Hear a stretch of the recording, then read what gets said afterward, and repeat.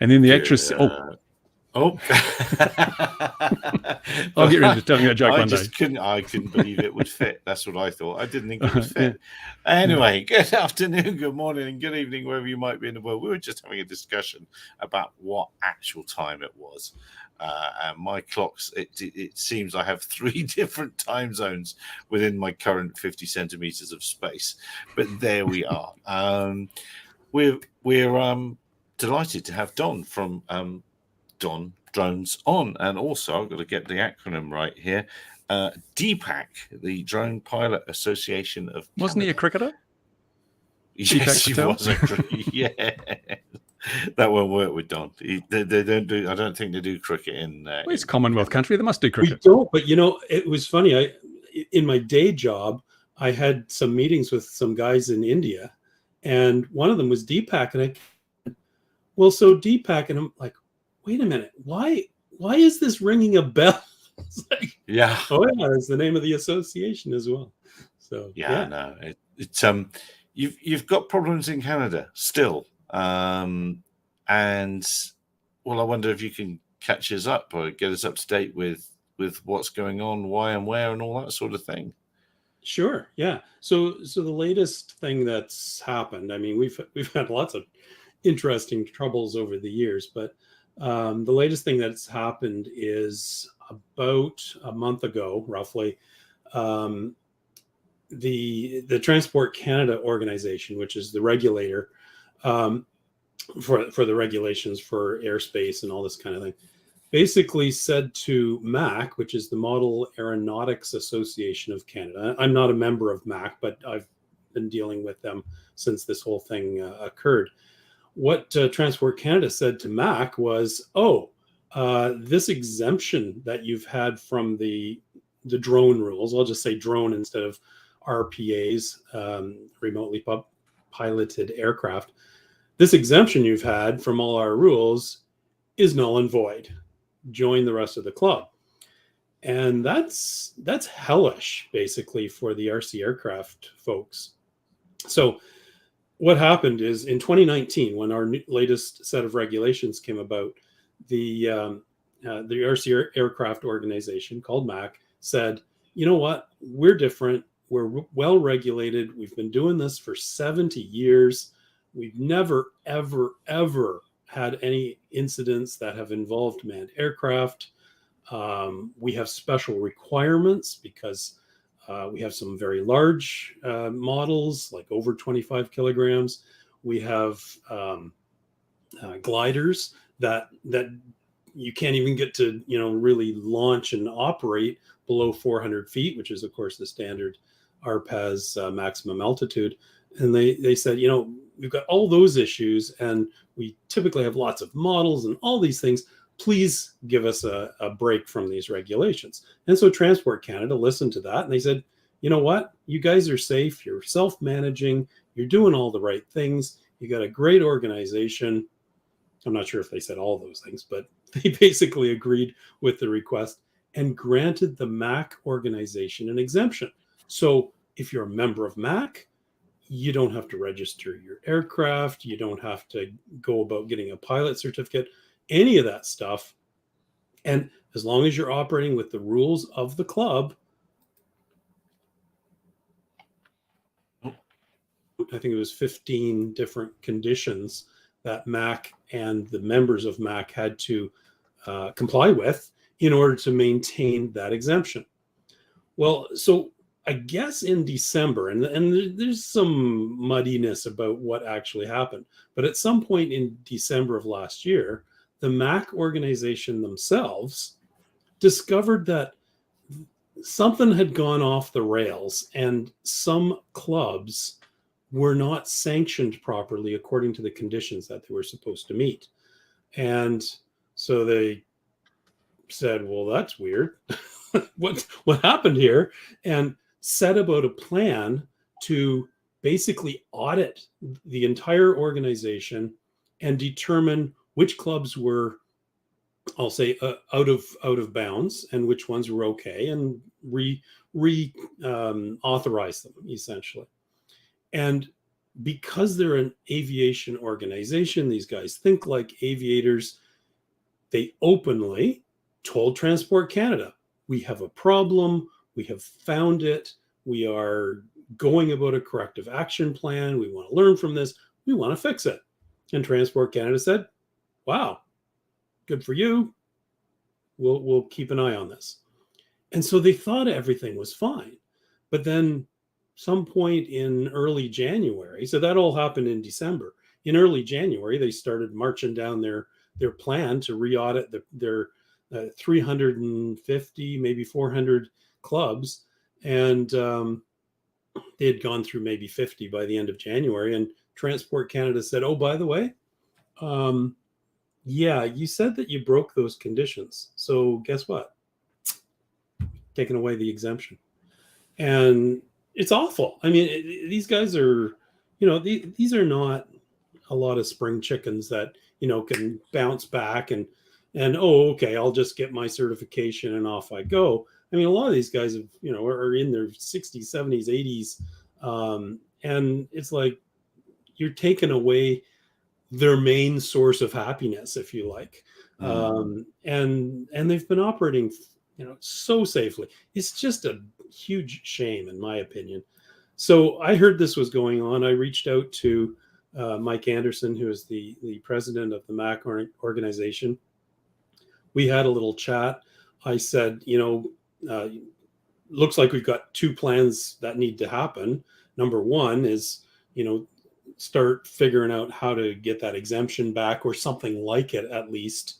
That's kind of the medium term plan.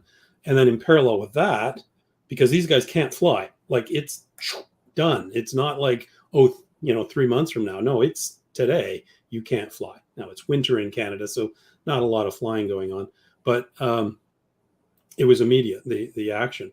So what was done? What's this? A few days later on February, they advised that our exemption is no longer. Yeah, exactly. That's exactly what happened. Thanks, Tim. So in parallel with trying to get the exemption back or get some sort of leniency, everyone's got to get at least their basic certificate. We've got 2 levels in Canada, basic and advanced. So at least your basic certification, register all the drones you have, or not drones, but RC aircraft that you have. And that's $5 a plane. And there's a chance coming that $10 at some point this year. It is a lifetime thing. So, it's not horrendous.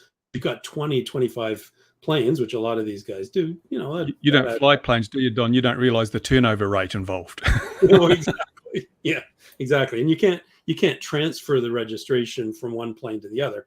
You can't kind of peel off the thing that says number 1, 2, 3 and stick it on the next plane. So, there's a lot of things to do. There's a lot of rules to understand because the rules are a little bit different than the MAC rules. So I offered to Mike and the organization, I've got a ton of videos out there for drone guys. I mean, they're drone oriented videos, but it's all the same rules. At least in the meantime, watch the videos, get your certification. My videos are free. I do sell some stuff, but basically, all is not lost. You're not thrown to the wolves. You don't have to go and pay $200 to a ground school to figure this stuff out. Just watch my videos. The basic exam is pretty easy. But, sorry for droning on. But, okay. I see what you did there. So, the real catch is that if your club is in controlled airspace, you've got to do a whole lot more. Number one, you got to get your advanced certificate, which is a bitch. And number two, and it's only a bitch because the exam is ridiculous. You have to know all of the appropriate scuba intervals before you fly your RC aircraft. You have to know the chemical composition of the atmosphere. All this stuff that makes no sense. So you need to get your advanced certificate as a pilot, and your aircraft has to be approved to fly in controlled airspace. Now, that is nasty. Now, the way you do that is a self-declaration, and it's not. I mean, the parameters they ask for, I think it's like plus or minus, is it 15 meters? Something like that. It's very loosey-goosey. And it's only 2 things you have to self-declare. But it's a process. And nobody's really gone through this with any, rigor. So we don't know whether it's even doable.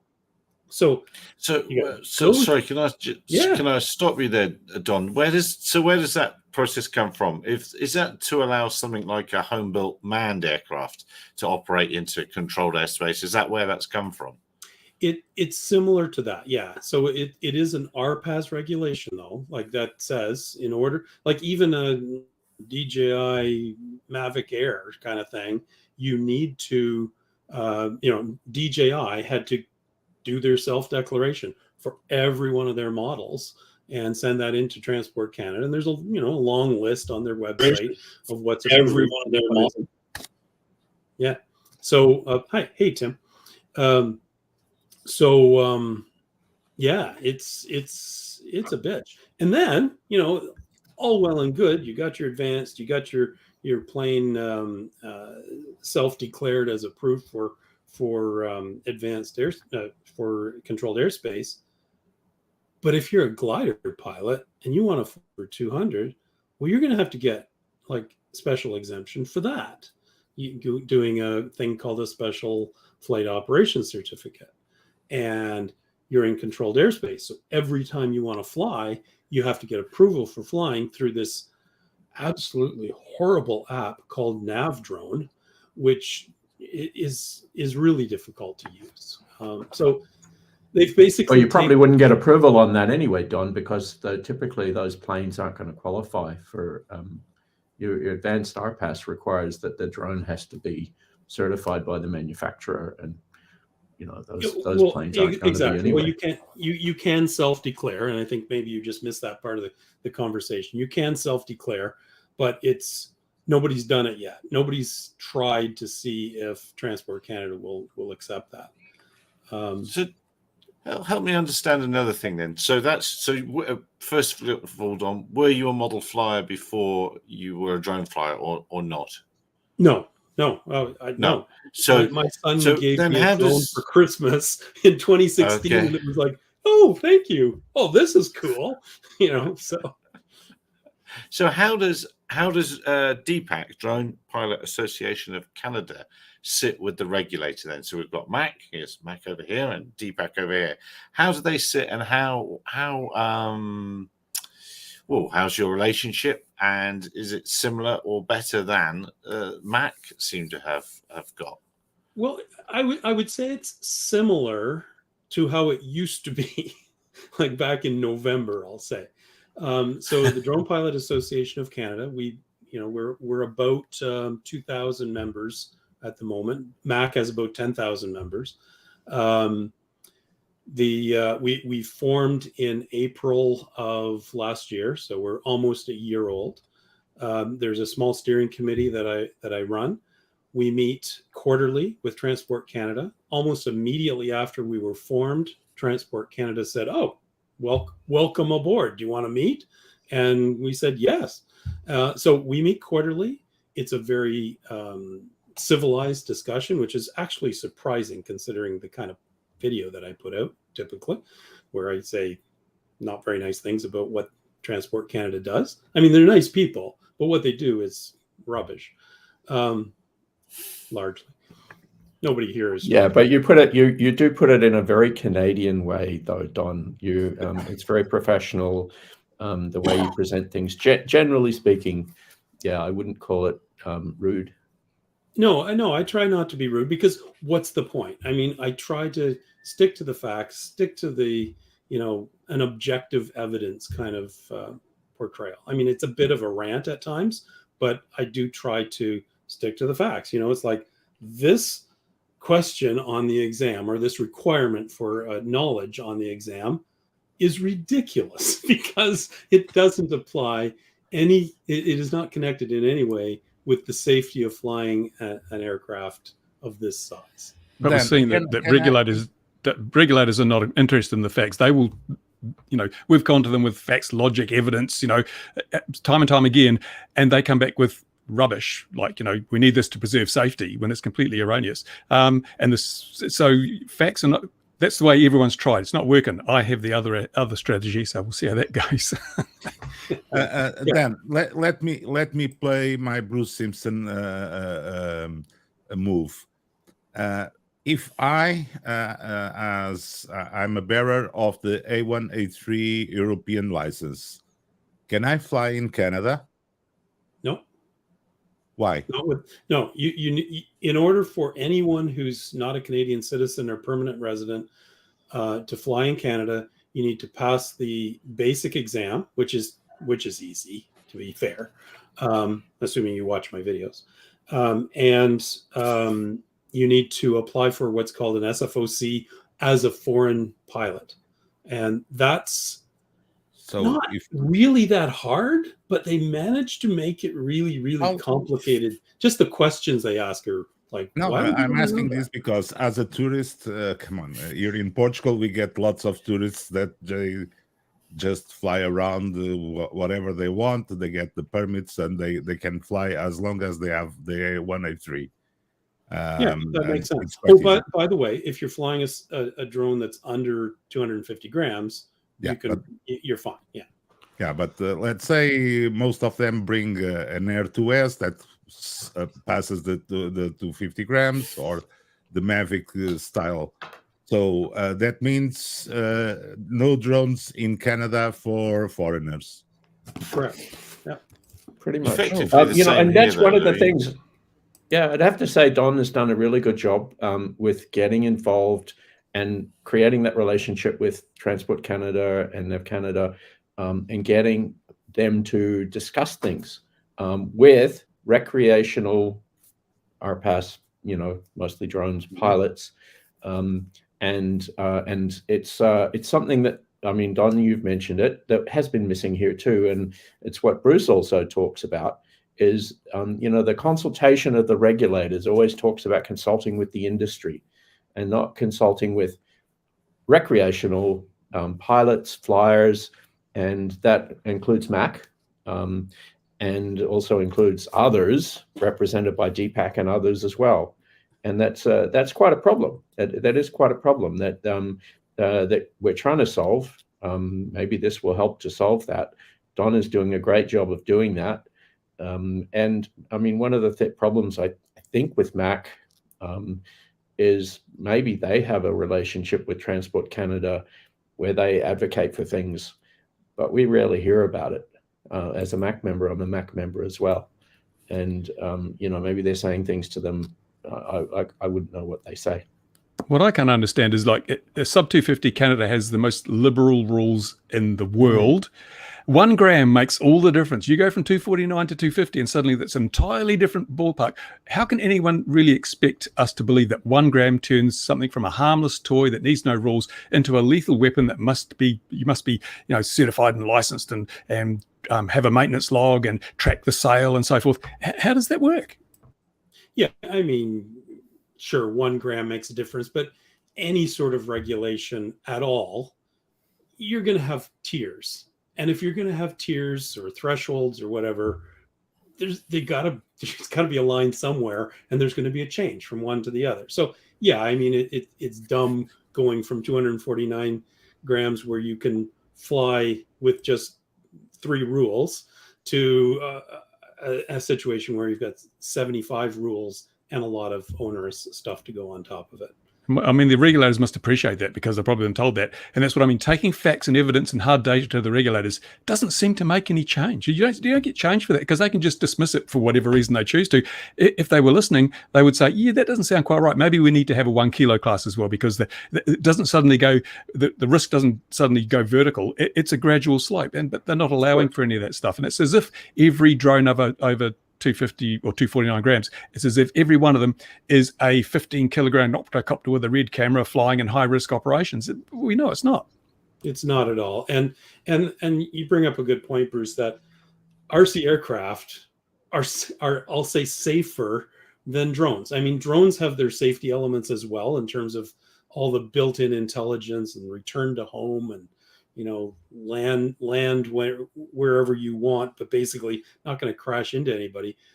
RC aircraft, on the other hand, are safer because typically in very, very specific controlled environments, never going out of visual line of sight unless you want to lose your drone forever, or your RC aircraft forever. There's so many things that are different and safer because of the way the Mac clubs, at least, were operating. And I think that the fact that they've lumped everyone in the same boat now with the exemption gone is, I have quite a problem with that argument. I mean, I understand where it came from historically, but I fly RC planes with flight controllers and GPS and cameras in them, and I passed my advanced Transport Canada advanced RPAS certification with an Aero Scout with a Pixhawk in it and a GPS. I didn't use the FPV camera for my test, but I mean, maybe I'm like a total outlier, but there's absolutely no reason. I don't think I understand where that comes from, but I don't know that it helps the dialogue to make that distinction where it gets blurry. And it doesn't get blurry though. I mean, because we're talking about. I'm not talking about. I'm saying basically you've got the traditional hobby where people didn't have flight controls and FPV. This is a traditional hobby. That is the low risk operation because these people are limited to visual line of sight because they lose the model otherwise. They've got a wonderfully solid record of being responsible and being safe. And so they could be carved out. And then you have the store-bought drone where you need no training, no knowledge, no skills, no brain to fly it. And there's a very, very small percentage of that community cause some issues sometimes. And then there's the area in the middle. So we've got three basic categories because you've got your freestyle quadcopters, which most of them have no return to home. You have to fly them. They don't have any kind of real stabilization. It's just it's a skill-based thing. And then you have fixed wing with flight controls and return to home. So we need rules that are proportionate to risk, and the risk of those three groups are completely separate. But we have one set of rules. If you have one set of rules to govern everything, either the high risk of being under-regulated or the low risk of being over-regulated, and neither of those conditions should be acceptable. That does make sense. I also think there should be a difference in the conversation between recreational and commercial.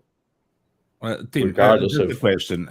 Technically, when you put a Pixhawk or whatever on a plane, you're making it a drone because you're giving it autonomous capabilities. So it falls. It's no longer an RC plane, and it's a drone. So. Oh, well, I mean, we can have that conversation. Tell me, please, somebody give me a clear, concise definition of what a drone is that everybody will agree to. I challenge you because I have heard so many different definitions of drones. Nobody can agree on what that means. There's a test, a very simple test. You take it out of the box, you put it on the ground, you give the controller to someone who's never flown anything before, and if it's still in one piece 3 minutes later, it's a drone. Well, you say that. I've heard other people say the only drones are the ones used by the military to conduct reconnaissance, and anything else isn't a drone. There are so many different people who have different definitions of what a drone is. That's why regulators call RPAS or UAS. Yeah. But I believe the official definition is a flying device that can sustain flight and be controlled from the ground. Yeah, but that's a very poor definition. It's totally inaccurate. That doesn't help to differentiate. That sounds like an RC plane to me. No, that doesn't differ. No, and there we have it, ladies and gentlemen. There's no differentiation there, is there? That's why we're all in the same boat. That is that's what it is. Simply enough, it could be a craft that has any form of autonomous flight capability. That's basically it. That's really autonomous. No, but it's not. It's not, Bruce. Why not? It's not. It's been defined. But I'm saying I know it is defined, but this is what it should be. It should be a carve out for anything that has an autonomous flight capability, and that generally means it's going to have a GPS because you might have a flight controller, but without a GPS, it's not autonomous. It's just like a free flight bot. It'll go where it wants to go. So the GPS is the determining factor, really. If you look at all the problems we've had with drones, they've all been DJI type GPS guided drones. We haven't seen freestyle quads menacing airports. We haven't seen FPV fixed wing with flight controllers and no GPS menacing airports. They should look at the data and say, this is the risk category. We need to address the risk, because unless you address that risk and don't try and get everyone else the same, you are disadvantaging people unnecessarily, unreasonably. It'd be like us saying, well, we're going to, and this is a good one, you buy yourself a nice new your car off the shop floor, it'll probably do 2 or 3 times the speed limit. It'll have that capability. But we let people drive them. Even though people are caught every day speeding at very high speeds, we could nip that in the bud by regulating that all cars must be governed. And we've got the technology, we've got GPS, it automatically can tell you what the maximum speed limit is. But we don't do that. Yet thousands of people die on the roads every year. Where's the proportionality between You're wrong, risk? Bruce. They're dying, Louis. They are people dying. The cars are going to be regulated and check the speed limits and automatically maintain. It's only in the EU. You regulate your kettles over there. Oh, it will never. I'm telling you now, it will never happen in North America.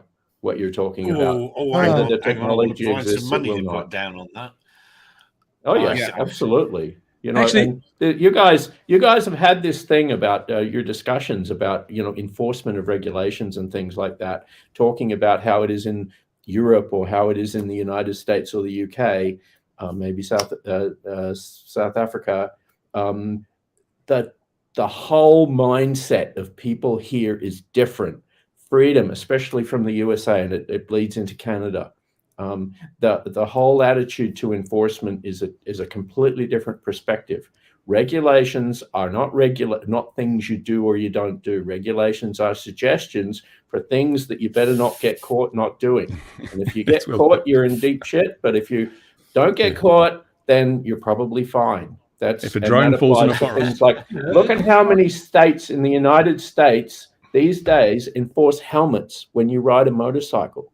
It blows my mind that, I come from Australia where you had to have one, and I always wore one. But in America, there's places where you don't, and that's the kind of thing. That's the kind of difference in mindset that you guys don't seem to understand.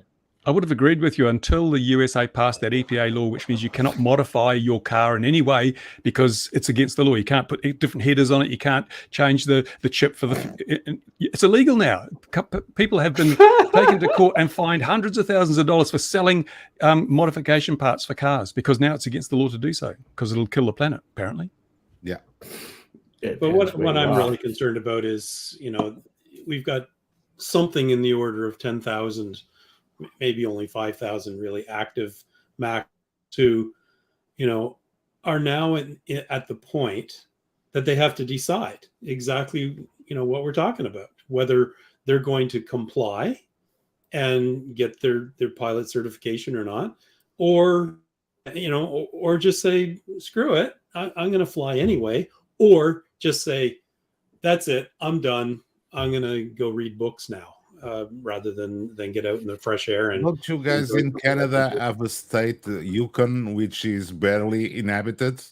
Why don't we all the RC flyers move to Yukon? So problem solved. I'm finding it interesting that regulation tends to be more severe in the most sparsely populated countries, Australia, Canada, and the USA. Massive amounts of land, relatively low population densities. When you come to places, where there's like the UK, if you got you can do more now than you can do in those countries. It's crazy.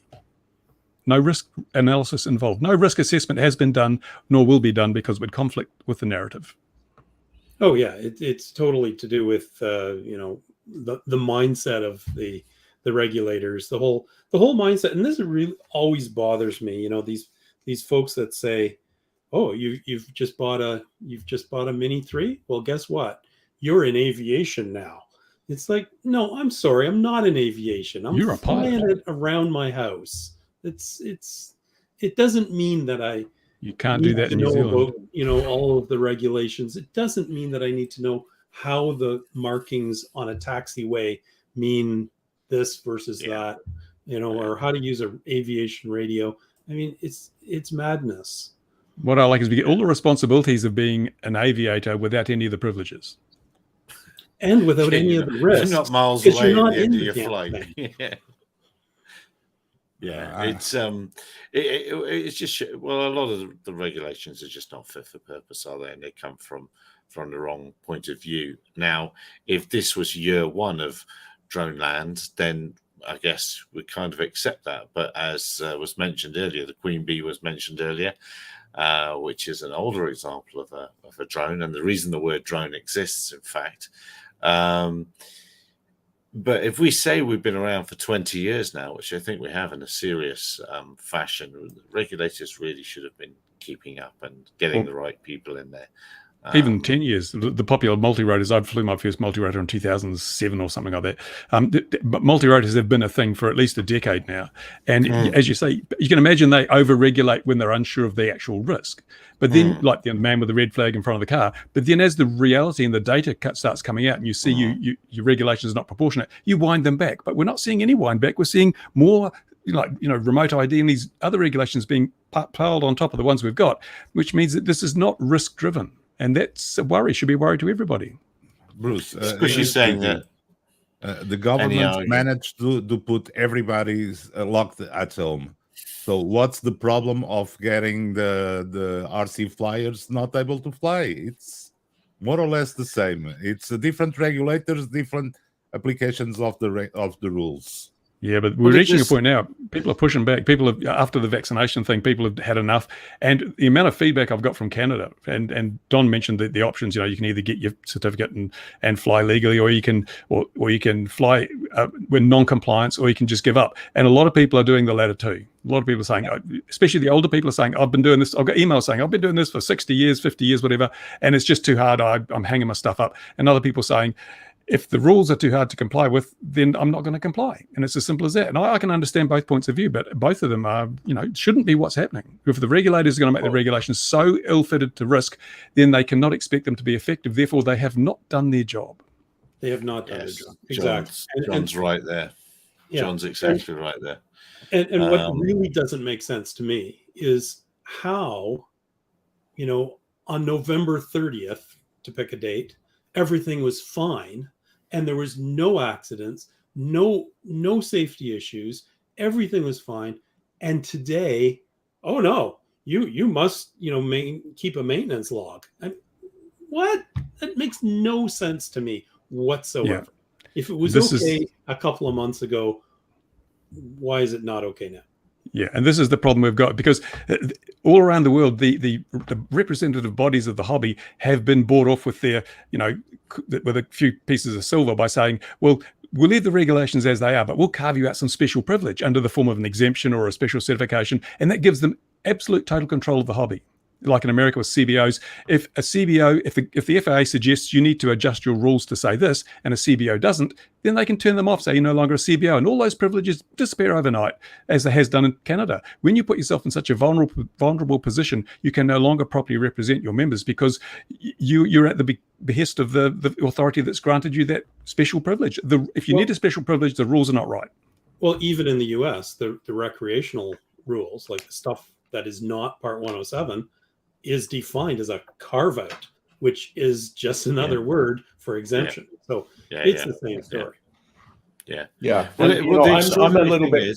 Sorry, after you, Tim. No, after you. Well, I was going to say about that. A lot of people here, Mac in particular, are now saying, well, the solution is what they want to go for is exemption Part 2, exemption number 2, exemption the sequel. Yeah, I see. Bruce shaking his head, and I agree. Like I don't think that makes sense. What we should have, I think, in my opinion, is it should be written into the regulation. We should actually have it should be in the regulation as a specific. I think personally, I think it's a class of airspace users, recreational RPAS users, and it should be black and white, and it shouldn't be something that can just be pulled arbitrarily because we don't even know why yet. We're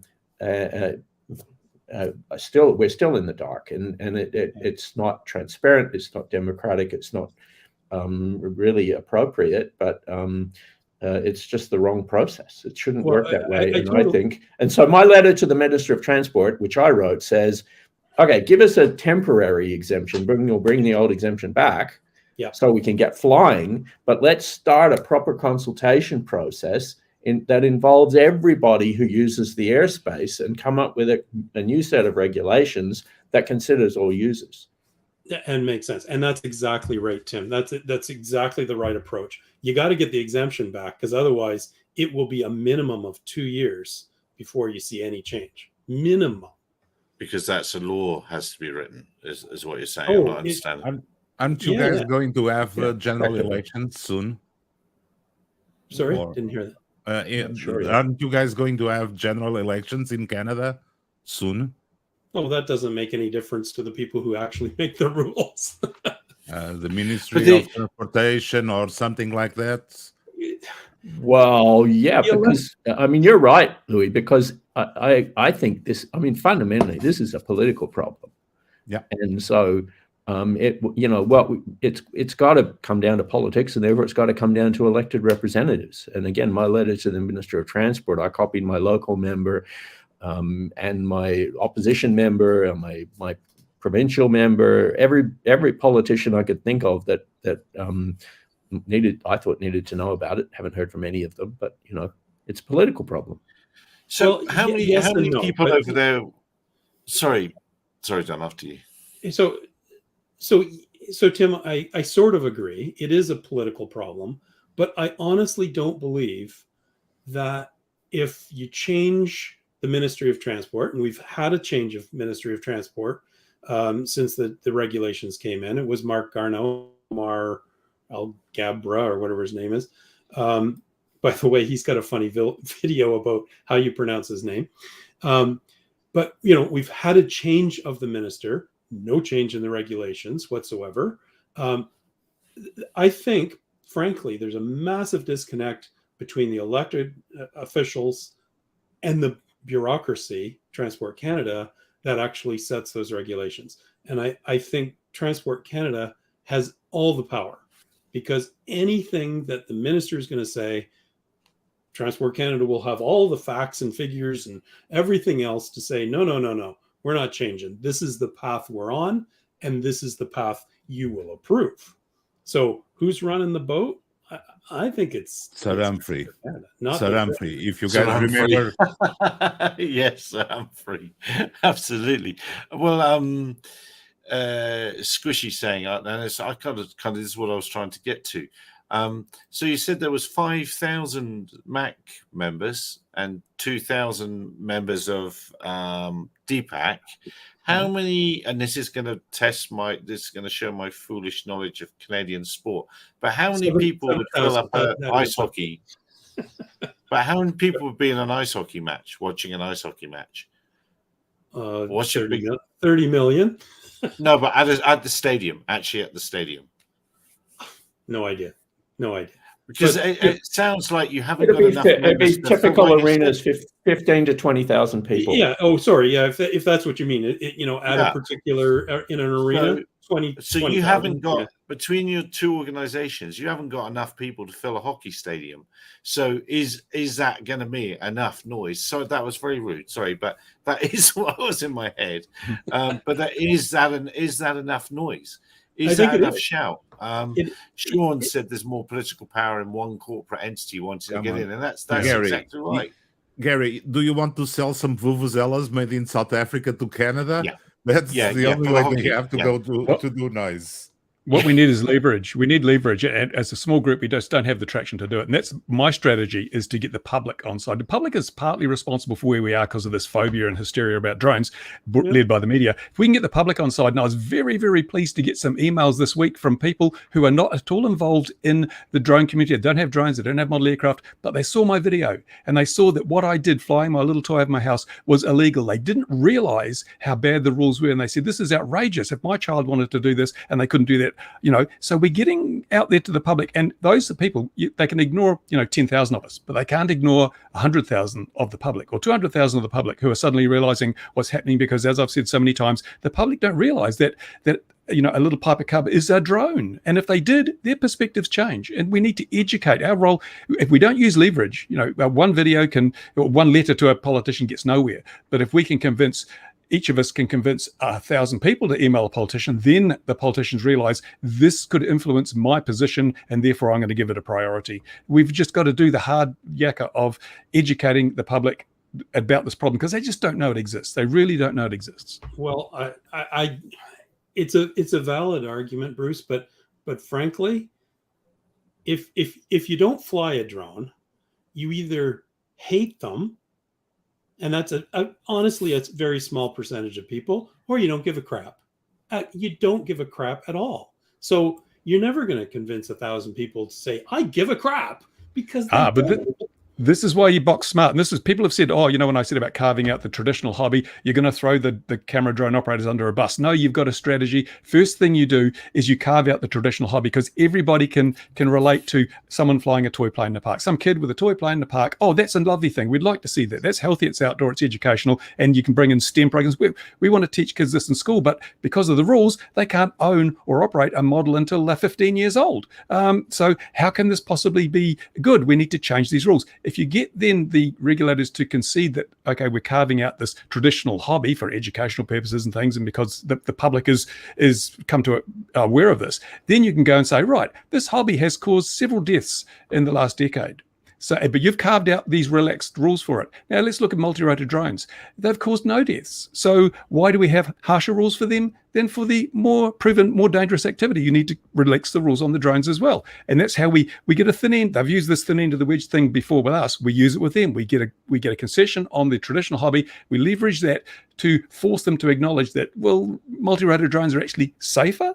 We've got no deaths, no property damage, no significant injury. We have to concede that if we're going to let these people relax the rules on this group, we have to relax the rules on that group, and there we solve the problem. And we don't have to get the public involved in the second part because they've already shown that they have a feeling about this whole hobby of flying model airplanes and so forth. That's just the way I see it. That's what I'm going to pursue anyway.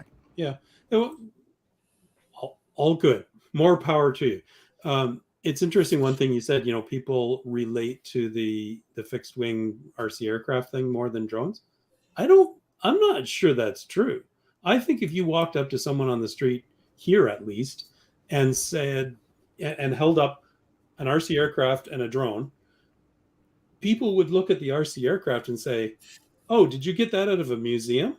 Because I didn't think anyone flew those anymore. Yeah, but the benefit is they won't say, you were spying on me with that model plane, weren't you? It's the phobia. It's drones are evil. The media's created the illusion that anyone with a drone is a pervert trying to spy on you outside your swimming pool or in your bathroom kitchen. So we get past that by bringing the model airplanes. They don't menace airports. They don't look through your kitchen window, your bathroom window. They're safe and they're family friendly and they're educational. It's all the positives with the model airplanes, right? So we work on that to get the public on side, leaving the drones right out of it. And then once we've got those rules changed, we can then go to the regulator and say, you look damn stupid if you're over-regulating something that's actually safer than the area you've just relaxed the rules on. But I've just did, we did say 5,000 people, didn't we, in MAC? The official number that I have heard is 10,000. 10,000. Okay. I said maybe 5,000 Iraq. Well, all right. So let's say it's 10,000. So that would mean, if I'm right, just to be 29 people at each one of those 350 sites. So the chances of spotting a MAC member in the wild on a Thursday be quite remote, wouldn't they? I mean, it really is. It strikes me that you have a quite a good situation over there in some ways, in that you at DPAC have separated yourself quite a bit from the traditional modeling community, and so then you should be able to argue that. Oh, hello, here comes someone else. Argue that community. I'm not putting it very well. I'm just going to add in and forget what I'm not putting properly. No, Sean raises a good point there. You want to watch your videos? Sean's going to drop a video about some of the strategies that are currently being used and what could happen with the camera drone community versus the hobby community. I'm not letting the cat out of the bag, am I, Sean? He's in the comments. You might want to subscribe to Geeks Varna if you're not already subscribed, because there's some really good content coming up there, which I'm a little bit privy to in advance. But there we are. There you go. Go and subscribe now. He's gone now. You scared him off. You sent him on his way now. And Well, I one of think the numbers, you- I mean, if we're talking about numbers, sorry, I'm carry on. talking over someone again. Beg your pardon. Don, you've got some, I mean, you do the numbers. And for example, there's numbers from Transport Canada about people who have actually registered under Transport Canada for their drone certificates. I think the number's around 79,000 right now, based on the last numbers that were out. Yes, the numbers from MAC seem to be a little vague. I've heard numbers from 9 to 10,000 actual membership, and who knows how many are active. So, I mean, the owning 2,000 members of DPAC, I think, sort of is a bit of a low ball when you look at 80,000 people who have actually gone through the process. And this is before I think the MAC numbers have hit, of doing the work of taking the exam and paying the money. 4 hockey games. 4 games. Yeah.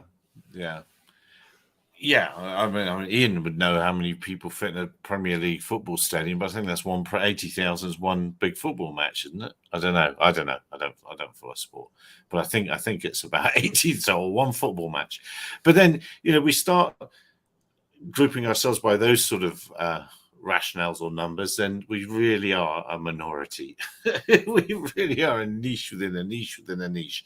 And as Ian mentioned in Simpson in the comments, we don't really know the value of lower airspace to other people at the moment. And that's our biggest problem, is the world is coming, and Sean also mentioned UTMs and all that nonsense going on. The perceived value of the airspace in which we've been using for years and years, 100 years, more than 100 years, is out of the ballpark, out of that stadium, and people want us out of the way. That's the bottom line. Get out. We're coming. Well, We're coming even with our that delivery drones. lower airspace thing. I mean, back to the earlier conversation that was happening when I first joined about the gliders. I mean, some of the people in MAC have flown for a long time, a lot higher than 400 feet. Yep. And they're basically shut out. There are many people now who just can't fly the big planes that they used to fly, those huge soaring gliders. They just can't do it. And why is that? As a bit like the kind of the 79 joules for that's the reason for the 250 grams back to the French Revolution or something. Making no sense. Don't do the French Revolution fake news thing. I mean, yeah, there's some reference there, but there's been legitimate research into the numbers and all that kind of stuff. And we could talk about that, because actually I don't know there is any legitimate research about the 250 gram limit. It's a very arbitrary number. Just like where I was going to go, the 400 feet is an arbitrary number as far as I can see, based on the fact that planes are allowed to go down to 500 feet. So they wanted a gap in between, and they made absolutely no consideration of, people who are used to flying these planes a lot higher than 400 feet when they just slammed that limit over over traditional users of the airspace way above 400 feet. It's arbitrary. I can send you research documents. I can send you research documents that compare what happens when you send a Phantom 3 into the windshield of a plane and send a frozen goose at the same windshield. Believe it or not. Bruce, your turn. There have been scientific, fully documented research into all that thing. Is 250? Don. If you're saying that, I think you're wrong about that, Don. Actually, we had a show on the show only weeks ago that the experts in this domain, and it's quite clear. A drone isn't going through a windshield, not any day of the week on an airliner. In fact, in the UK, they fired them against windshields that even fired stuff against, and couldn't even get 4 kilograms through.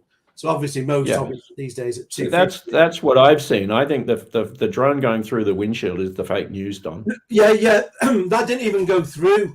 If you read Gareth Caulfield, who was the journalist that got the full document from Freedom of Information, that one actually shattered. They took a still at the moment before it bounced off, so it looks like it's going through. So they captioned that it was going through. It never even went through.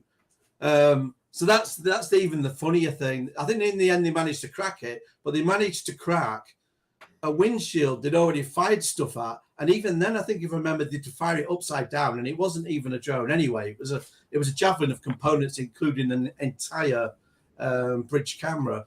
But so yeah, but that's seen as the very worst piece of drone science.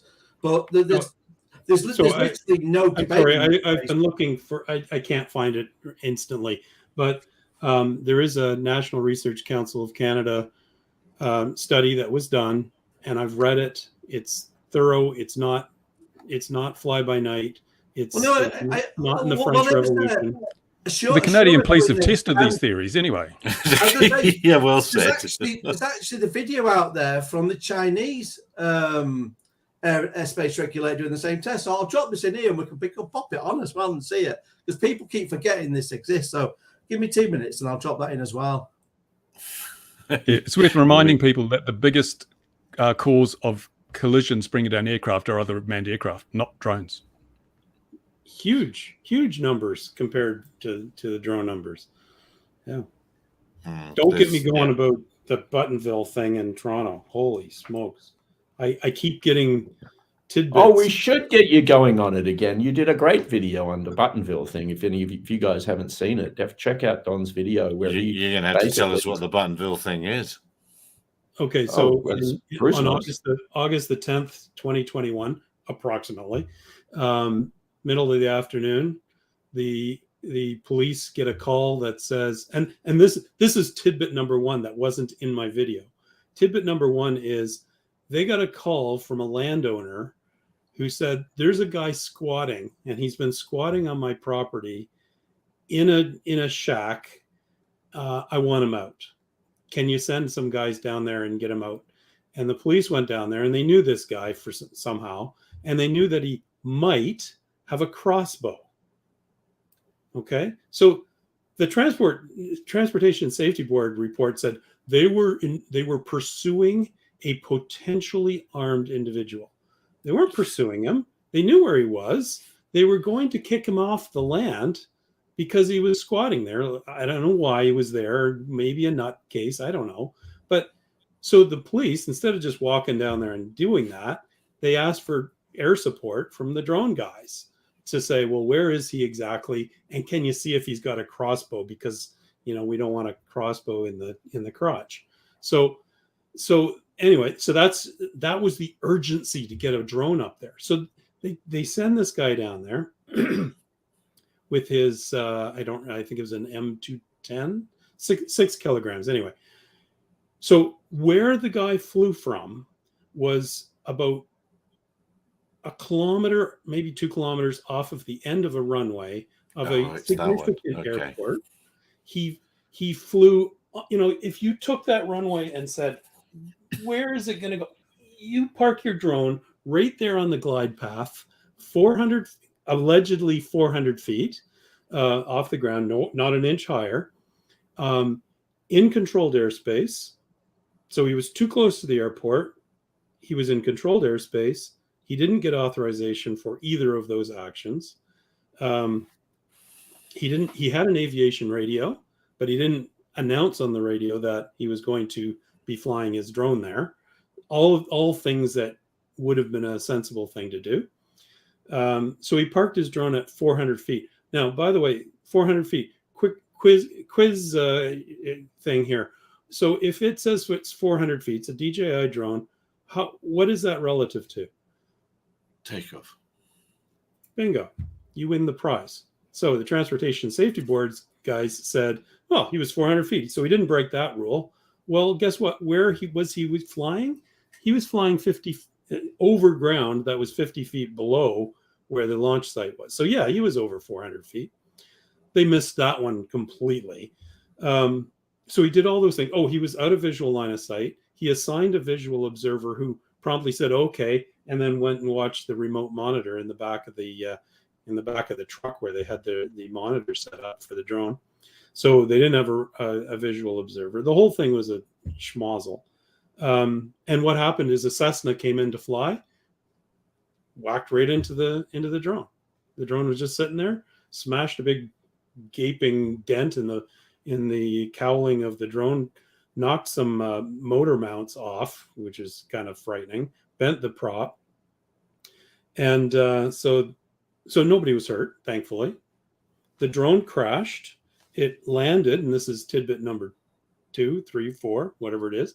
The drone crashed to the ground, out of, just smashed to bits, and landed about, well, take 2 regular houses, not that far apart. It landed right between them. One of those buildings was a nursery school, and by the way, this was in the afternoon, and the other one was a seniors resource center. Shouldn't laugh. Somehow it managed to not hit anybody. The fact that it landed in that spot was not mentioned in the Transportation Safety Board report at all. It just said, "Oh yeah, it landed.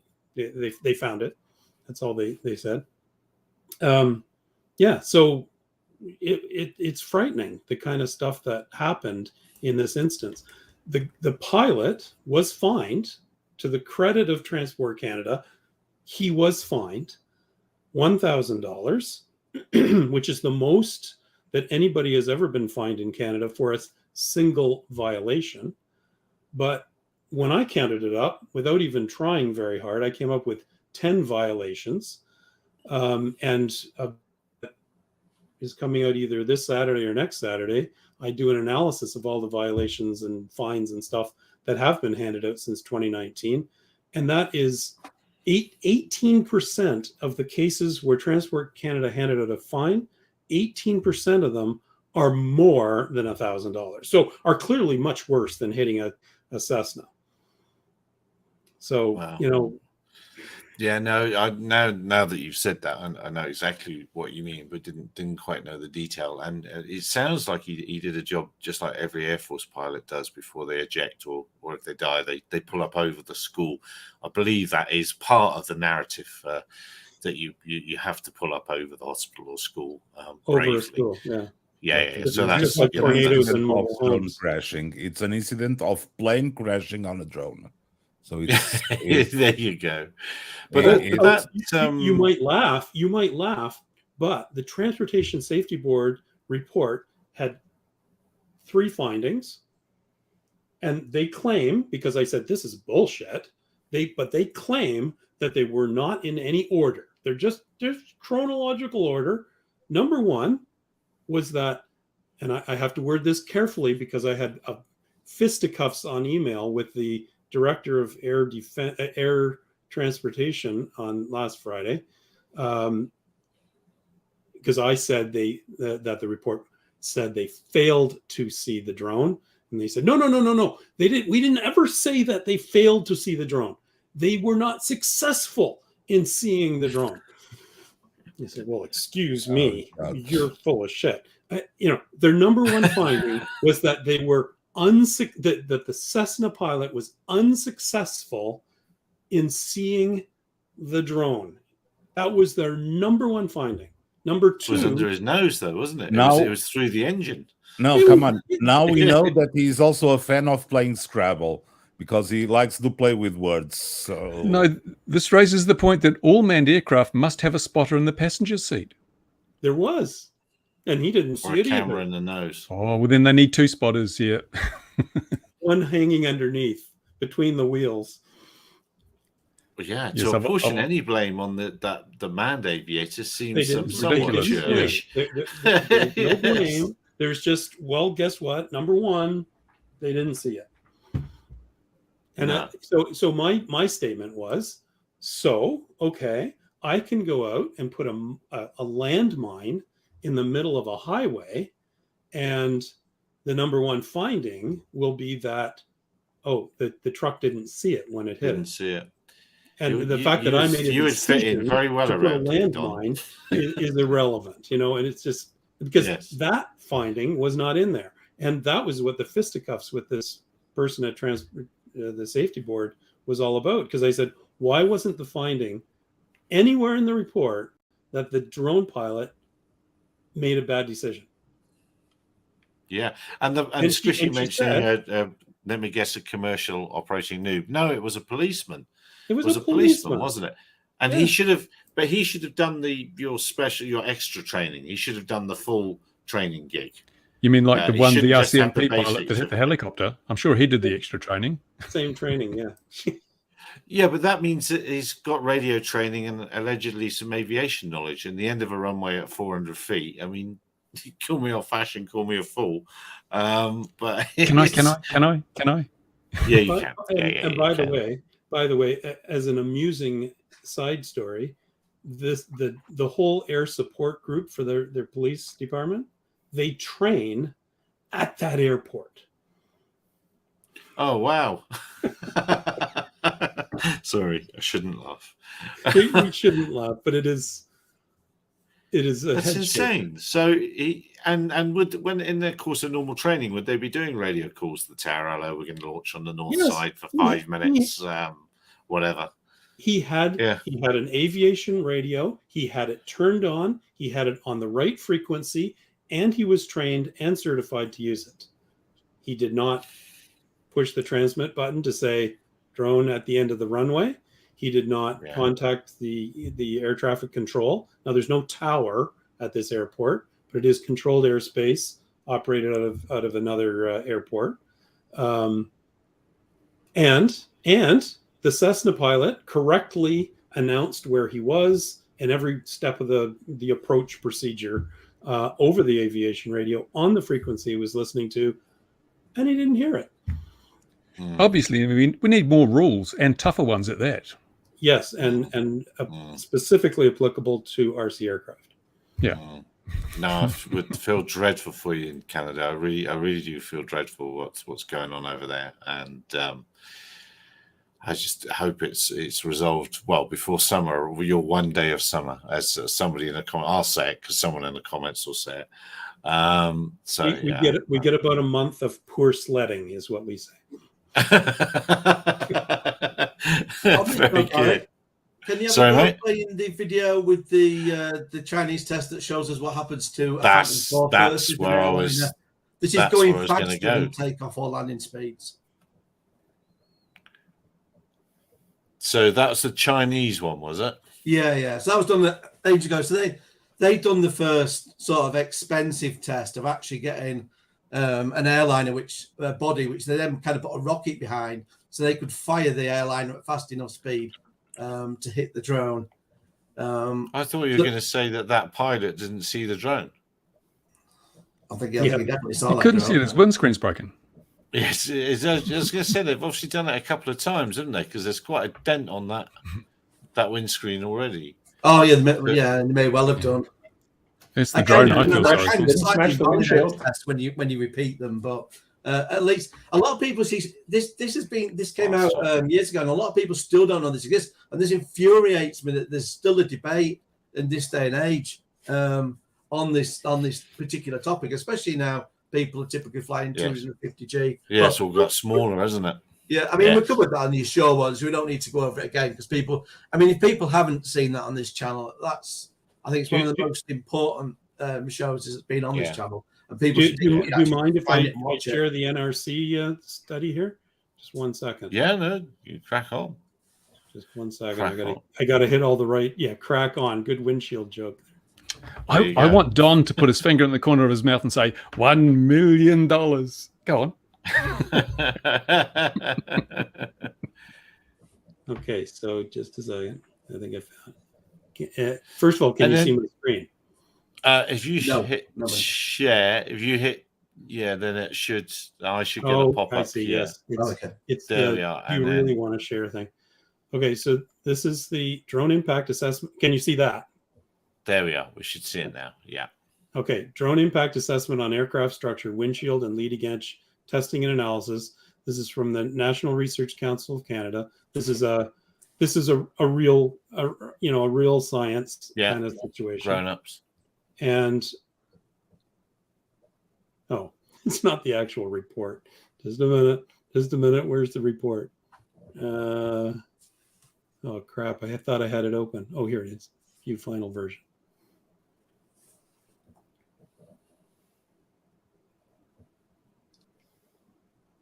You're going to want me to make it bigger, aren't you?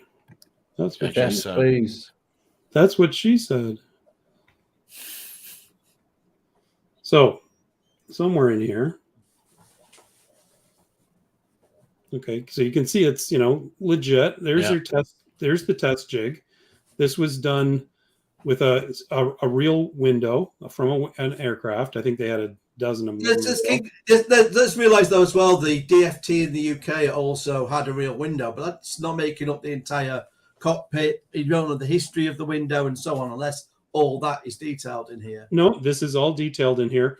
And these are the guys that actually test the windshields to make sure that they meet the spec. And they refer to them as the certification bird impact tests. So they're the ones that are certifying whether these are working. And the standard test, I don't know what velocity they shoot at, excuse me, but they basically fire a bird, sometimes frozen, at the windshield, and it's a 4-pound bird that they use, and they used the same cannon because it's shot from a cannon. They created this jig to hold a Phantom 3, and they fired it at the windshield. Well, this is the leading edge here, but here's what happened to the drone. Yeah, I mean, what we need to see here is let's see the impact against the window, because I don't believe for a moment we've seen it already. The China test has done it properly, and it hasn't come anywhere near to going through. Bill could fix that drone. Okay, this is a very big report, so because you see some of those wings there. What's happened in the past is you're using small aircraft parts, so we need to see an actual airliner part.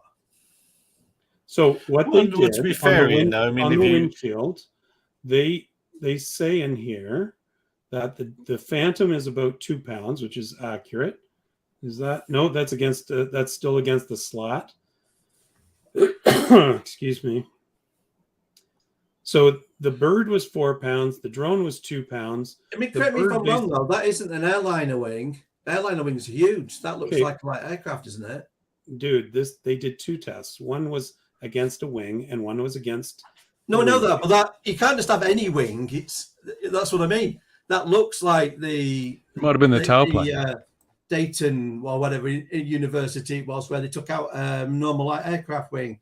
So I'm just trying to clarify: are we talking about an airliner wing or light aircraft? Because they're two fundamentally different things. Well, look at the speeds they're talking about: 138, 255. So that would be an airliner in an approach, but it is mostly 140 knots. It's light aircraft speeds, isn't it? It was 250 knots, I think. 250 knots for the. I don't know why. So what I read in here, and maybe you can see that here, it says in the conclusion, drone impact on windshields resulted in a considerable damage, especially at the speed of 250 knots. All the glass plies. So you know how a windshield is, glass, then plastic, then glass, and all that. So all the glass plies were fractured, and a significant amount of glass fragments were released into the cabin. So at what when speed? When a bird hit this windshield, it basically, I don't know whether it actually cracked the outer glass or it just bounced off, but there was no significant damage, and the inner part, the part that's in the pilot's face, was undamaged. When the drone hit it, the glass on the inside shattered, and I don't remember the exact words that they used. Oh, here it is. It is believed that the cloud of fragments released into the cabin would have posed a penetration and inhalation hazard, that's frightening, to the operator located directly behind. So this was a scientific study comparing a bird strike. You say that, Nargo. We had a scientific study that's argued to this day by the DFT that is discredited. So Assure are doing the same test, and they're backed by NASA, they're backed by Boeing, etc., 100 organizations, and they're not finding this. So well, this still is in. This is Ian, still. we all to know be fair, though, Ian. To other tests. So that's why. Because I mean, I've not seen anything here that says this is categorically an airliner windshield. And so I'd like to know it's that, because you could smash through a light airliner windshield, no problem. So I want to be sure that we are talking like for like. But again, this doesn't tally. with What all about car that. windscreens? If you hit a duck with a car windscreen, does all the glass that comes off the inside, does that represent a breathing hazard? Are we worried about that? Should we have drop-down masks in cars? It's Duck's like, worried. I yeah, the think duck's it's worried. justification Let for me just getting let me them just up. read from the Jethead blog. This is an airline pilot who used to be he used to be a pilot for the US Air Force, and he flies airliners at the moment. And he said in his blog on the subject, so let's even go beyond the hazard and foresee the actual impact with a drone. I once flew from Pittsburgh to DFW with duck guts splattered all over my cockpit windscreen after hitting what maintenance technicians estimated to be a 10-pound duck. There are two primary consequences I had to deal with. First, I had to look through the duck's guts for 2.5 hours. They partially slid off, but mostly froze onto the window at altitude and stayed. The second, the crew meal en route was less appetizing.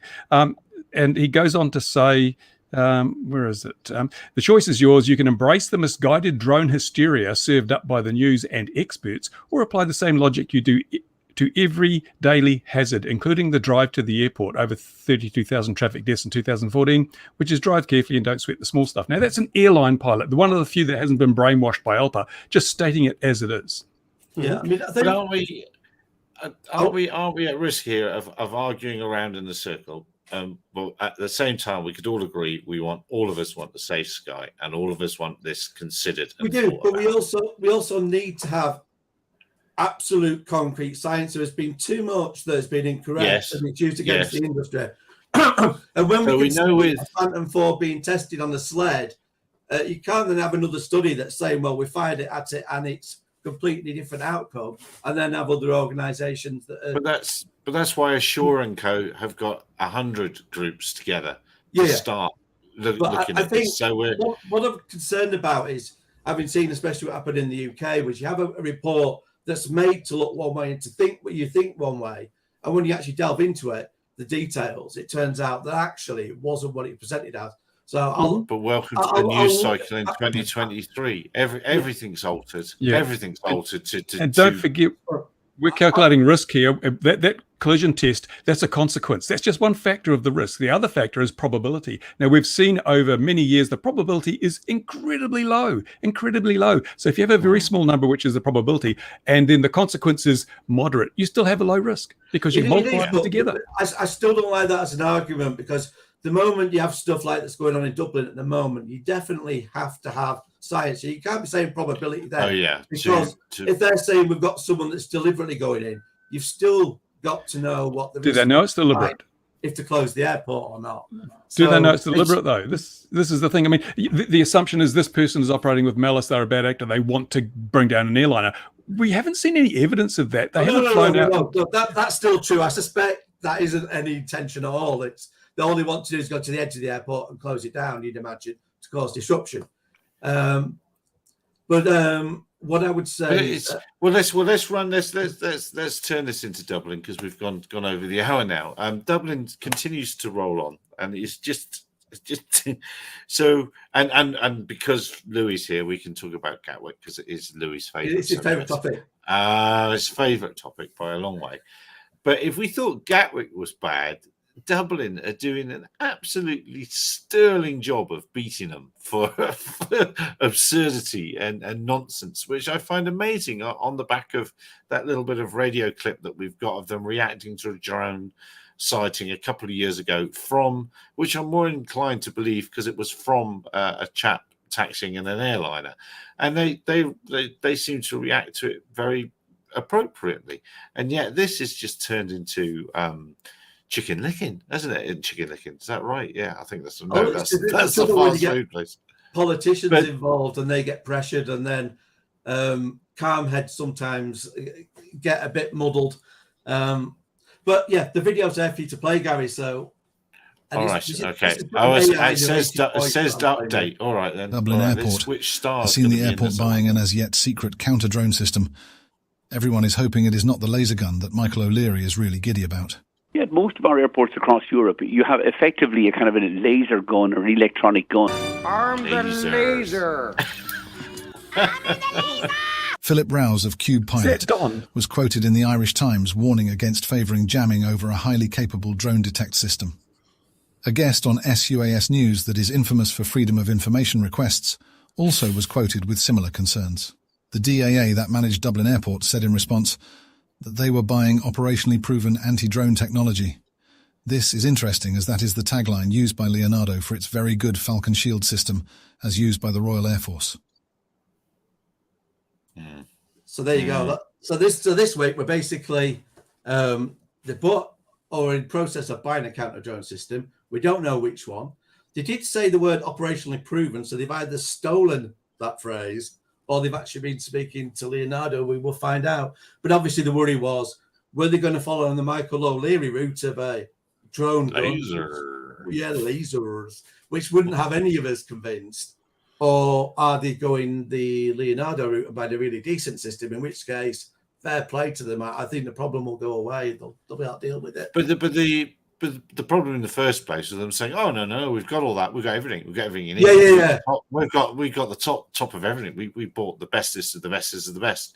And then, oh, fireman, won't you go looking? Or has anyone got another pair of binoculars? Or the worst was the lie that they rolled out, that they had all the counter UAS equipment and they didn't have a thing.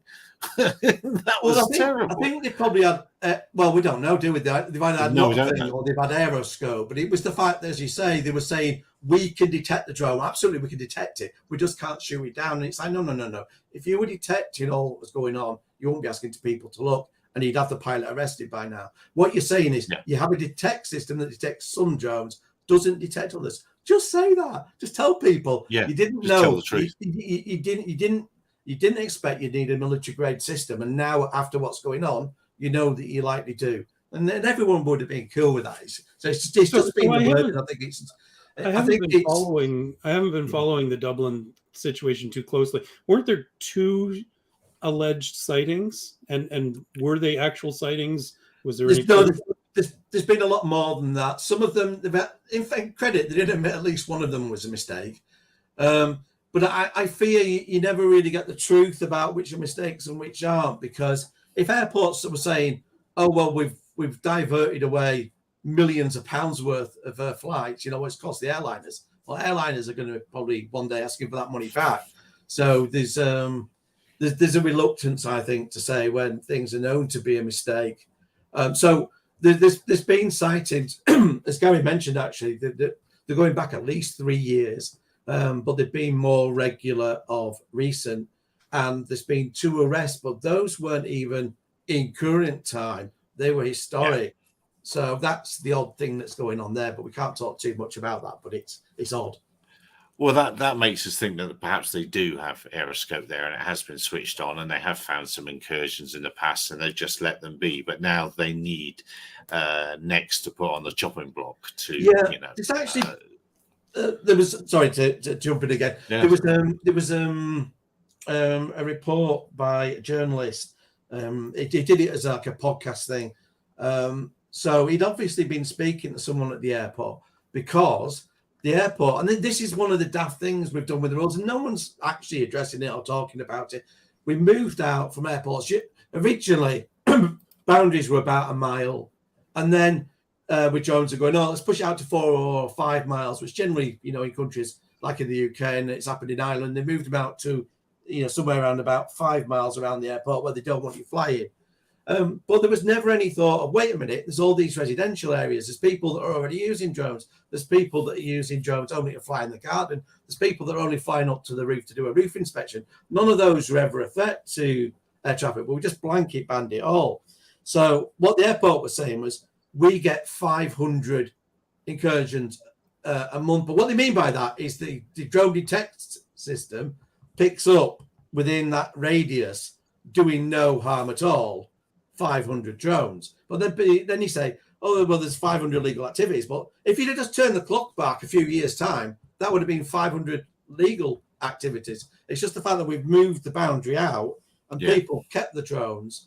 And so you've just got that bizarre situation, and even more bizarre, and the airports aren't going out and arresting these people because they know full well these aren't here to disrupt us.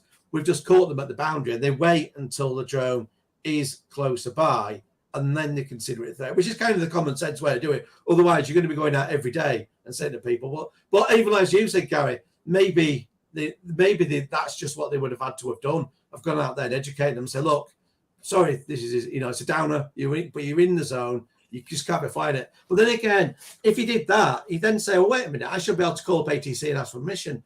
Can an ATC be handling 500 calls a month to say fly? No. So, and that hasn't been addressed. We haven't put the manpower in there to say for the drones that are captured in the boundaries, for actual people to call in for permission. So instead of people calling in for permission, they're just generally not. And airports at the same time aren't getting worried about it because they know, well, they're not doing any bother. But that's just such a silly situation. We should just have a situation of within this part, you're illegal. And then you even have discussions about, should we have staggered it where if you were at, say, 4 miles, you can only go up to 200 feet and 3 miles, 100, and just gradually brought it down to the point where you can't. So at least people could do trivial jobs just like a roof inspection. Yeah, but remember that the extended area was because of Gatwick. That got shoved through. They were doing that anyway, but what they did with Gatwick was they still deny, certainly in the UK, but what was clear if you look at the freedom of information emails going around was suddenly after Gatwick 250 grams was included in it where it wasn't before. And obviously most of your hobbies is around 250. So yes, it kind of did cause a problem because you had all this group that were caught by it because of something, because of an event that probably wasn't even a drone.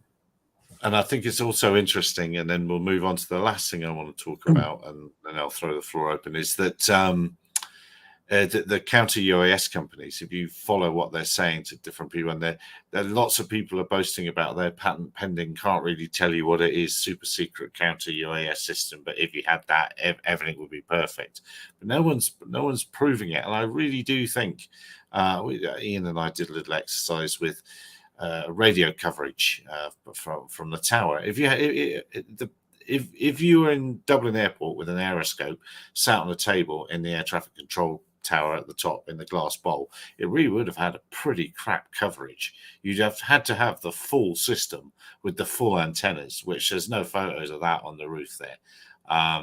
So it's quite amazing exactly the sensors you need. And then you start going down that route of thinking about a place and, well, how would you do the deed? And you can find, it's quite simple to find lots and lots of easier ways to shut an airport down. I'm going to get myself to the channel shut down now.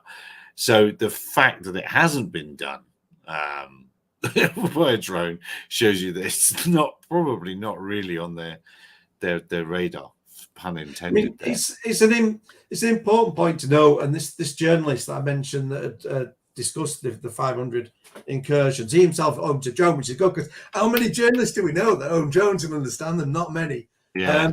But the point he made out is this is exceptionally rare. You don't get drones deliberately doing incursions into airports as a matter of routine. Even he said, especially with the Guardian investigation, that the whole Gatwick thing is in doubt and it looks like it didn't happen. So really, the only one we've got that looks like it could be credible is here now at Dublin, where there's been a fallout with local residents around the area. So maybe there's learning there as well of, kind of avoiding those situations where you can. And if you are going to get in those situations, then you're definitely going to have to think more about drone mitigation in case that becomes a tactic. But yeah, it is very important to note that this just isn't an everyday occurrence. And that brings in again is, can everywhere, if it's out of your own pocket as opposed to government money, afford to be spending a couple of £1 million for something that probably won't ever become a problem to them?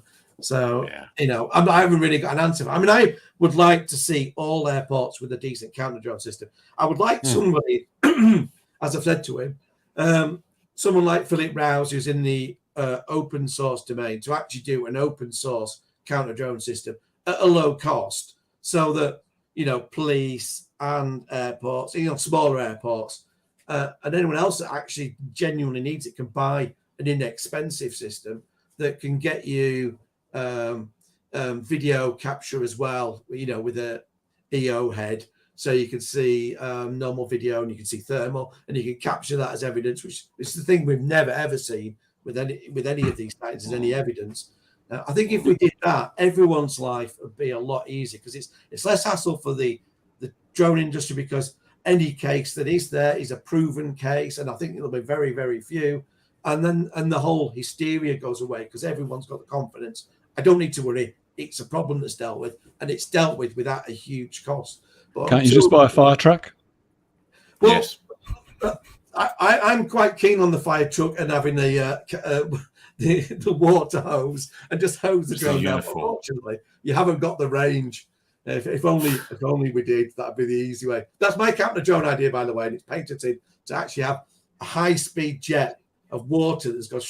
And there's no collateral damage from the device itself, and go back to the drone. But unfortunately, I don't know the range, so I'm going to have to hire myself some super engineer that can get me 400 foot from a water cannon. So Right, let's quickly bottom go line on is to the better water cannons.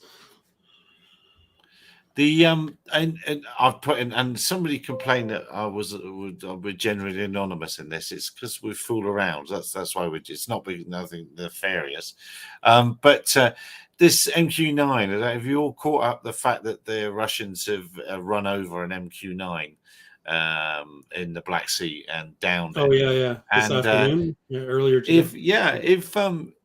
If the Russians are prepared to launch 2 fighters against that sort of thing, to do that sort of thing, then why wouldn't we just not be going off to what's it, AliExpress? I'm on here and buying $10,000 airframes and getting them into orbits all over the place and see how many fighters we could pull out. And it's a counter Russian Air Force system. Just go off to AliExpress. It's cheap. Let's not. Here's an expensive one, 108,000 Chinese drone that we can just chuck in the sky. And did I read it correctly? I was working this afternoon when I saw that little news piece come in, but it sounded like there were 2 Su-27s. Yeah. And they somehow hit the propeller of the drone. The plane didn't go down, but they hit the propeller. They were dumping fuel on the drone as well.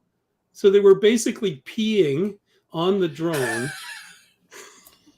We've all been there. Yeah, exactly. Yeah, no, it just struck me as and somehow they knocked the prop off and down it went. How would you? They must have been very good pilots to, what do they? Well, no, as Squishy says, but because remember, and I have to go back through it. Remember, the other example of this is the Hercules. Quick, talk amongst yourself. I'll try and find. Well, I think the funny thing is here. When I read a report on the BBC, which is probably coming from the US, they're saying that the pilots were kind of unprofessional and reckless in this. You're thinking, actually, if this was American pilots doing it, you'd be going, those Top Gun heroes, what a clever idea they came up with there. So, How dare you be unprofessional in a war? Yeah, well, I think they've probably been really quite gutsy pilots to have pulled that off, I imagine. They would have hands up. Who can remember the last time this happened? And here it is, ladies and gentlemen. When was it? Back in 2011, when the C-130 in Iraq tried to formation fly with I'm going to have to read my own article, whatever it was. And it drove into it. It flew into the back of the RPAS that was in the RPAS circuit. Rumor is it was a Canadian police officer flying the drone. Canadian, yeah. And do you know how SGS News got these exclusive photos? A lad I knew was was flying up there then, and he took the photos. He said, "Hey, you'll never guess what happened, Gary." so yeah, it's just South African lad do that. So so this has happened before. I didn't get those photos there long enough today. So yeah, there is there is precedence, and that's pretty amazing. A Hercules. Just imagine how the rest of the ride home was with that looking like that. Must have been jolly exciting. It's probably because the Russians ran out of bullets and missiles, and they had to do something. Yeah, well, but if you can, but my immediate thought is if you can tempt away 2 fighters with an RPAS, then let's just launch loads of cheap RPAS all over the place and get those fighters going everywhere. It's not a very sensible thing for the Russians to do. He'll just be going around in circles chasing drones. Yeah. Yeah, well, you drag them to where you need them to be to do whatever you want to do to them. with a low cost thing. Like Ian net. says, like tipping V1s. Yeah, You exactly. just get a big net and throw it over the jets, and you're done. Yeah. But it wasn't over the war zone, was it? It was was it over the Black Sea or something? in It was Black so they Sea. couldn't probably fire on it without causing a problem. So probably just wake turbulenced it until it broke. The prop flew off. Yeah, that would be the way to do it. A quick squirt the afterburner every time you just go past it. But yeah, quite a thing. Still, you'd have to be very close. Oh yeah, they would have been out there. Yeah, here they're showing pictures of the display team. So it's all the two Sukhois, are they're the colourful ones that they have in there. They're whatever the Black Knights, isn't it? I think, or whatever the Russian display team. I like that one at Farnborough the best, where he did the Which touch one? and go, and it caught on fire. Remember, it was Yes. the Sukhoi, wasn't it? Yeah. That was Yes. that fantastic piece of footage. That Yeah. Look, we've been going an hour and 25. What other news has caught anybody's eye? And no doubt Louis is going to tell us that the RG Pilot Developer Conference is coming up in Australia soon, in like 15 days' time. And he's going to do it quietly. You're on mute, Louis. Yes, that's fine. And for those of you that are able to... No. yeah, we still can't hear you, Louis. That's a blessing, mind you. No, I So was the just RG saying Pilot that I can hear you now, yeah. we are going to be from afar watching the conference. So for those that cannot go to lovely Canberra, can also watch from your sofa, because we will be having the usual Zoom sessions. And obviously the sessions will be recorded and posted on the Art of Pilot channel. But what is it? Sorry, I missed what it was. The Art of Pilot Developers Conference that goes theoretically every year, except during lockdowns. So it runs in Canberra because we cannot convince Dr. to travel too very far from home.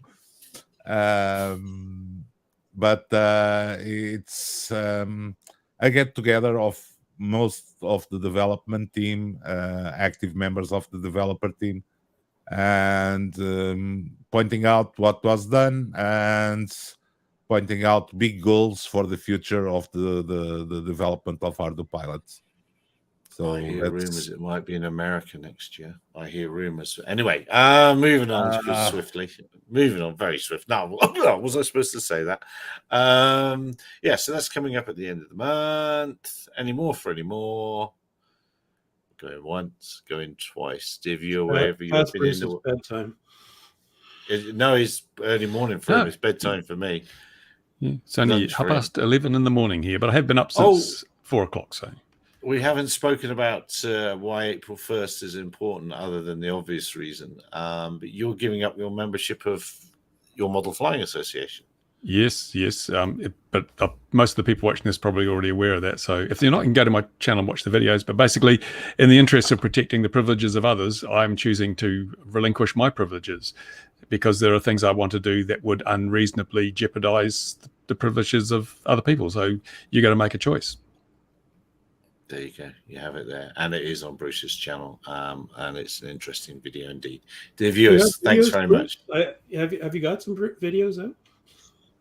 What's No. that? Videos? No, Bruce, yes. have you got videos? No. No, it's No. mainly just scantily clad women. Scantily clad women. Just his OnlyFans channel. That's his Yeah. most popular one. This is Yeah. OnlyFans. All right, we're going. Cheers, everyone. Look after yourselves wherever you're in the world. Be careful. If you're in Canada, Thanks for the I'm so invite. sorry. I hope it gets sorted out soon. Look after yourselves. Don, Tim, thanks very much. See you next week. Bye-bye, everyone. Cheers for now.